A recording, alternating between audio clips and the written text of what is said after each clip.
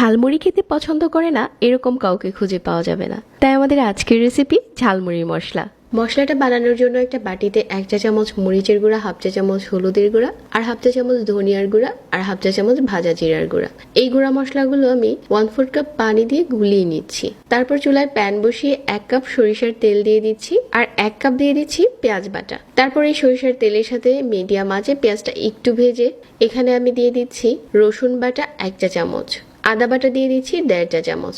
এগুলো এখন একটু সময় নিয়ে ভালো করে ভুনে নিচ্ছি যাতে আদা রসুনের কাঁচা গন্ধটা চলে যায়। যখন দারুণ একটা স্মেল এসেছে তারপর এখানে আমি যে গুঁড়া মশলাটা আগে থেকে পেস্ট করে রেখেছিলাম ওইটা দিয়ে দিচ্ছি আর দিয়ে দিচ্ছি স্বাদ মতো বিট লবণ আর রেগুলার লবণ। এগুলো দেওয়ার পর মিডিয়াম আঁচে নেড়েচেড়ে মিশিয়ে নিচ্ছি। ঝালমুড়ি মশলাটাকে স্পেশাল করার জন্য আমি হোমমেড গরম মশলা ব্যবহার করছি আর সাথে আচারের মশলা ব্যবহার করছি।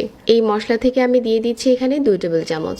এখন শুধু মাঝারি আঁচে বেশ কিছুক্ষণ সময় নিয়ে মশলাটাকে কষিয়ে নেওয়ার পালা। এই ঝালমুড়ি মশলাটাকে আরো একটু স্পেশাল করার জন্য আমি এখানে 1/4 চা চামচ দিয়ে দিচ্ছি টেস্টি মশলা। এখন এই মশলাটা কিন্তু দেখতে অনেকটাই কালো হয়ে গেছে আর এরকম গ্রেভি হয়েছে, তেলটা উপরে চলে এসেছে, তার মানে ঝালমুড়ি মশলাটা আমাদের রেডি হয়ে গেছে। চুলা থেকে নামিয়ে ঠান্ডা করে একটা কাচের কৌটোতে ভরে নিলে কিন্তু এই মশলাটা কয়েক মাস খাওয়া যাবে।